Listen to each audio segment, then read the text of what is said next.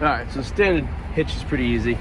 4 bolts, connects over there, and I got this thing in pretty good, so it's not going anywhere. So I did the wiring harness, but before I did the wiring harness,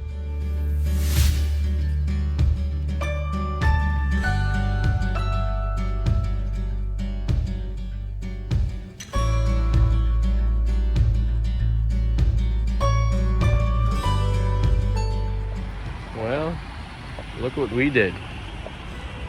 We got ourselves a trailer. For what? Not what we talked about originally, but it is to kind of test it out a little bit to see exactly how this is going to work. So let's get into further detail. Right, so I think I hinted to you guys that I was going to buy a trailer and convert it into a camper, which is still the plan. But we still had to install the trailer hitch and the wiring harness and everything for the Jeep. So what we did was, we did that exactly. I'll show you what we did, and I'll show you an easier way to do it than what the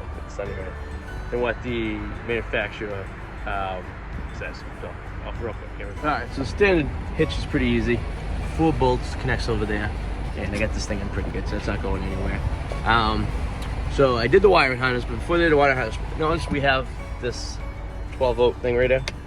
Well, when I do the camper, what I want to do is I want to be able to provide electricity from the car to charge the battery in the camper when it's built.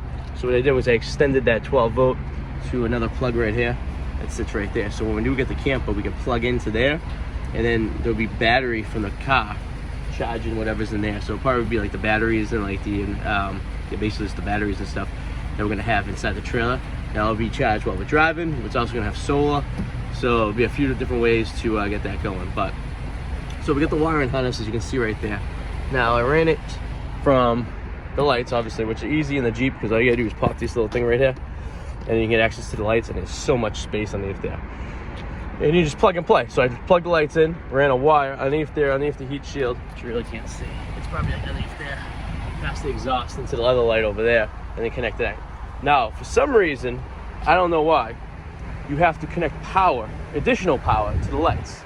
So what I want you to do is I want you to take a black wire that's in the terminal area inside here and run it all the way to the battery. Now you can see that being a pain in the ass. If you run it inside, you gotta pull up all the carpet and all that stuff, and if you run it outside, you gotta run it off the chassis, but then you gotta run it all this distance, and you gotta risk, if you're going off-road and you're camping, that the wire is gonna get picked up and ripped off. Pain in the ass. But because this is 12 volts always connected to the battery, so it's always on, basically what I do is I tapped into the source coming to this, I put the fuse inside there, and then I connected everything in there. We had it connected wrong earlier. We got here at 9 o'clock in the morning, and the lights weren't working. We're like, what the hell, why aren't the lights working? And we found out it was because we had the, instead of positive, we had the negative hooked up. So we fixed that, and we're good. So this is basically it. This is gonna be the setup. So this is what kind of trailer we're looking for. We actually want one with the door. So I guess the door would be on this side over here. This is an 8-footer.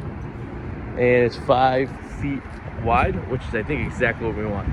So, judging by how much space we have inside here, we might actually, maybe I wish you guys could have seen me trying to back this thing out of the parking lot. They put the trailer in such an awkward spot, and I haven't driven a trailer in a while, so this is kind of all of a test to me, but for the most part, got the hang of it once we got on the highway. So I pulled over to a rest area here in the Welcome Center for New Hampshire here in I-95. Before we go home, I just wanted to take it over, check everything over, make sure everything looked good, and all that. So this is your standard trailer.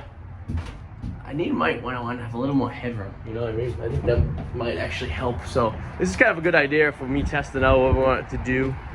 Maybe a little bit taller, maybe a bit wider. I don't want it to be too much wider than the car. Maybe a 5, I think this is 5 feet. I have to check the specs, but I think this is 5 feet. Width might be fine. Length maybe a little bit longer. I don't know, we'll see. We'll play it by ear. But this is basically the new project right now. We're actually picking up some flooring that we got that we're actually going to use on the trailer when we eventually buy it.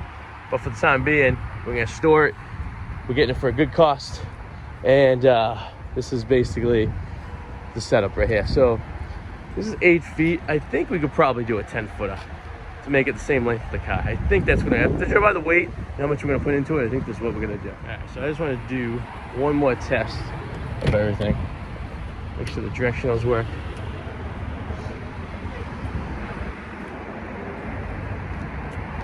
blinker works. That blinker's working. I also installed the new locking gas cap, which was on the list of things to do for the old Jeep that we never got around to it. All right, blinkers work, all right, everything's good. So I think we're good. They look secure, that's not going anywhere. Right there.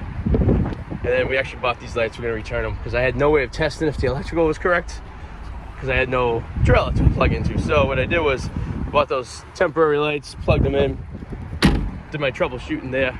All right, so it's Sunday, it's about 12:30. We're gonna just get home just in time for kickoff for the Patriots today.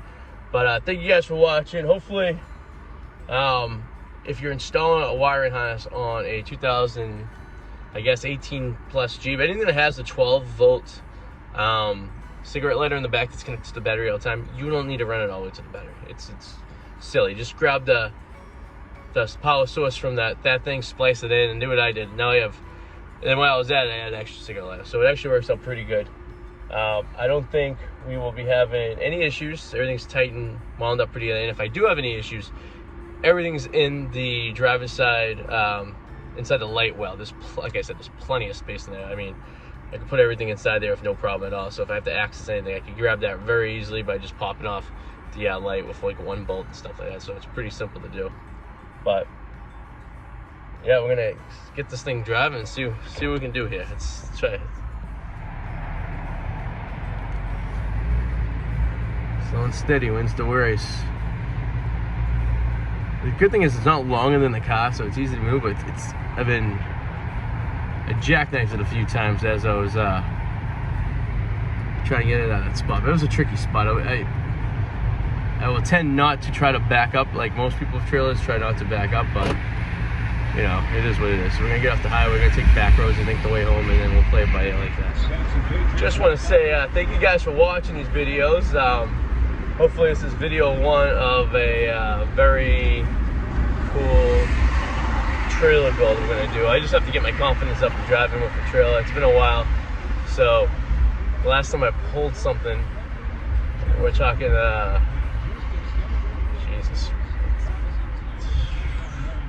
2010 maybe, when I pulled the jet ski. I think that was the last time I pulled anything. So this will be good practice for me. And then we'll get my feet wet again pulling something with the Jeep. So Jeep pulls it pretty well. I can pull up to 3,500 pounds. I think it's like 750 pounds on the tongue. So what I'm gonna do is, basically I know about 1,000 pounds are gonna go into the trailer itself. So just the frame of the trailer, and we're going to try to build it as light as possible. I don't want to really exceed more than 3,000 pounds for having that safety measure on it, because I will be storing stuff in there and everything. I would like to have that fluctuation of some extra weight, but we will see what we can find and what the weight can find. We're also going to see what the gas mileage is on this thing too, and how bad it hurts, because I can get this thing up to 27 miles per gallon. Right now I run it at 24.9. I didn't reset it though since we got it though, so that all could change as we drive tomorrow to pick up the flooring that we need, and then we're going to bring it back. So that's basically the setup. So thank you guys for watching, and we'll see you guys soon. See you later. If you enjoyed this video, please subscribe and click the alarm so whenever you get notification we get new ones. See you later.